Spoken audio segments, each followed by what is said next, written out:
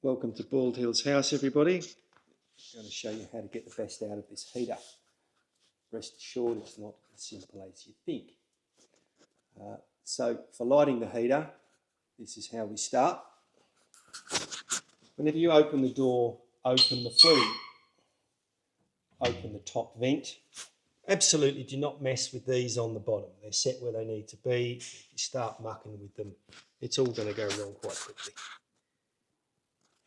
Now, we open the door and we need to utilise this essential piece of equipment called the fire poker.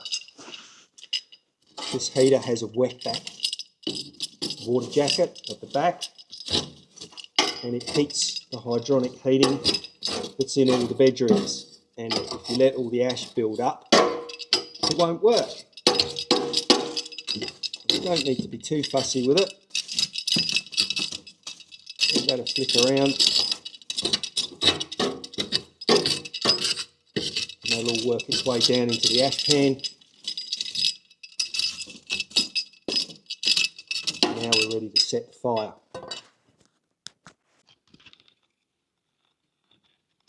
So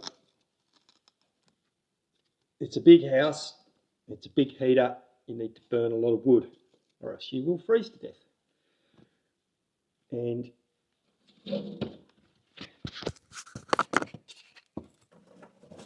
we're going to do this Jenga fashion. Get that big chunk of garbage out the way.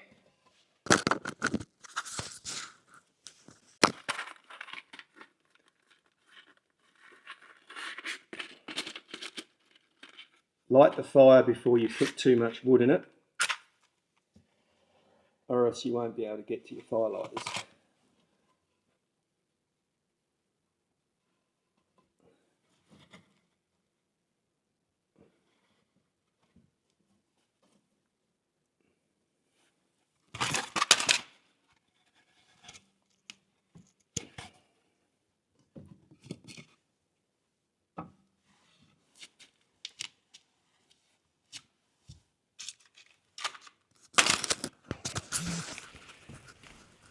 Now you need the best part to these carryalls of firewood.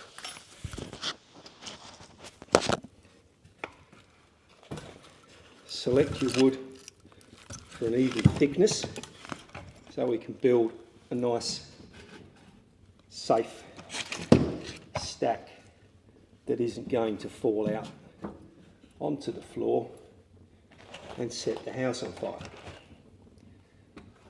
I also like to remind everyone that you must open the door before you poke the fire. If you poke the fire with the door closed, as has happened, you will break the $400 piece of glass.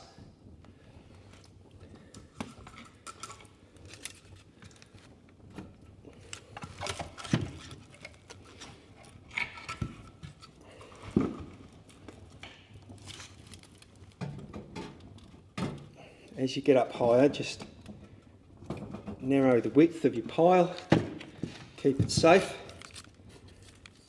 You can actually feed wood up on top there.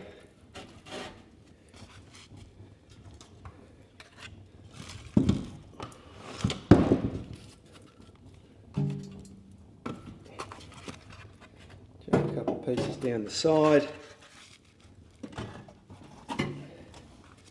And just leave that alone for probably 10 or 15 minutes. We'll come back and have a look. As you can see, waited about 15 minutes. Got a nice roaring fire. The next essential piece of equipment, which often seems to go unnoticed, is the dustpan and brush. If you don't sweep this stuff up as you go, it will spread all over the floor and you will walk it through the whole house, and it actually ends up in the beds, so I imagine it could be quite unpleasant. So we're going to close the door.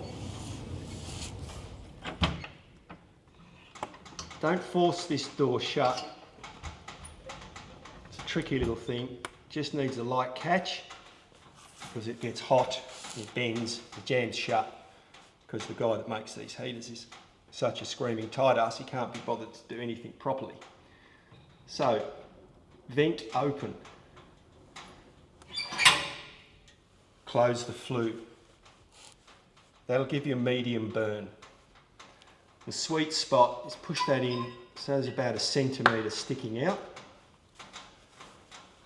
So that will put all the heat into the wetback hydronic system and will provide a lot of heat to the bedrooms. Please don't lose interest in the video just yet because there's a bit more you need to know. I'm going to let this burn away for a couple of hours. I'm heating the house today in readiness for guests arriving, and I'll show you the next stage.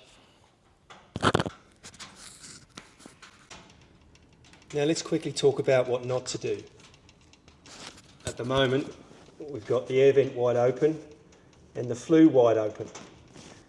This will, as you can see, have a fast moving flame. You can hear the air roaring. That will very quickly turn into a blast furnace effect, and the flue will be glowing red, and you may well burn the house down. But the other drawback is all of the heat is going straight up the chimney.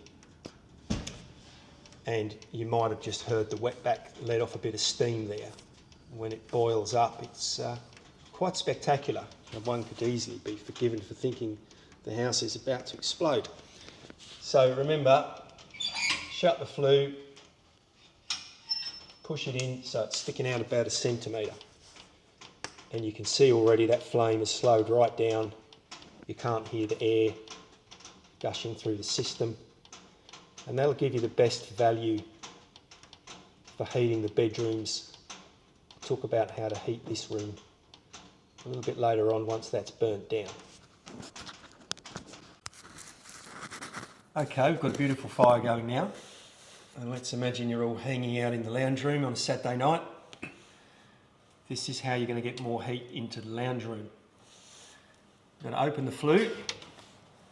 There's a couple little tabs down here. Pull them out, gently lift the door, and you can run it as an open fire. That is in fact so hot I can't get near it. Give it a little poke just to make sure nothing's about to fall out. So often people complain the house is cold, and they'll come down here. There's 3 pieces of wood smouldering in the bottom of the fire, a couple of chairs huddled around the fireplace. That's not how it works. We're just going to leave that now and let it burn down, and I'll show you how to set it up for a night burn.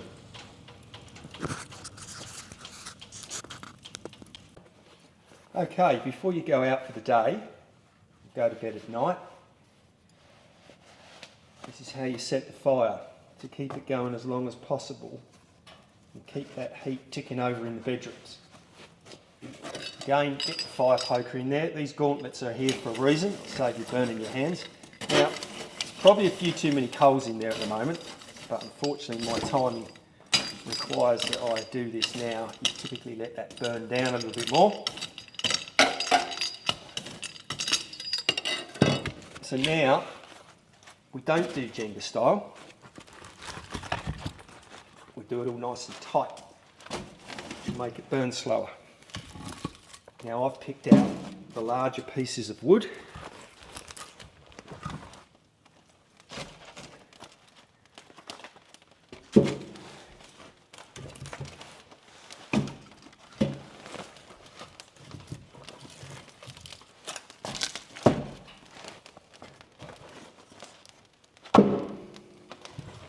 The wood is in the trailer, out in the barn. There's a sack trolley, bringing it over.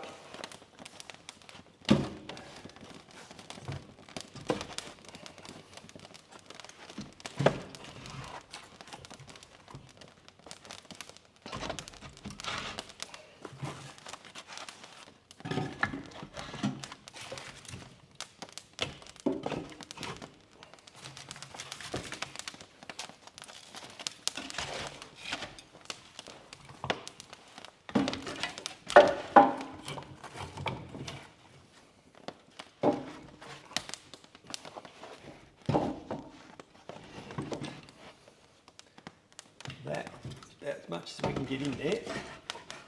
So now, very carefully, slide the door down. Now you've got to be careful not to smash it on this draft lip here. So just gently lift it over, and then it's supposed to slide down on those little pins, which it often doesn't do. So that's slipped on. Now, what you've got to be careful not to do is come past the pins, and you've got a gap under the door here, and that'll go up like a blast furnace very quickly. And this really does depend on its mood of the day as to whether it's going to go on. There we go. Just put those little tabs over, don't force them. So what we're going to do is let that heat up for 5 minutes. But for the sake of the video, I'll just show you how to set it. So you're going to shut the flue, and you're going to shut that vent down. Now that's as slow as you can have it burn. Don't mess with these, they're set to give you just a little bit of air through the bottom to keep it burning. And ideally you keep the fire going the whole time you're here. If you let the fire go out in the morning, go out for the day to the snow, when you come back, house will be cold. By the time it warms up, it'll be the next breakfast. Ideally someone gets up at 4 in the morning, put some wood in, first thing you do. And if you are going out for the day, let me know. I'm usually here, I live next door. Quite happy to come and put some wood in. Now asking me to come and put some wood in the fire during the day while you're out does not include me lighting the fire when I come in, because nobody bothered to deal with it before they left. I hope this information keeps you nice and warm. If you're not warm, you're doing it wrong. If you're struggling, give me a call. I can talk you through it because it is a little bit complicated. Hope you have a good weekend and enjoy the snow, and we'll talk again soon.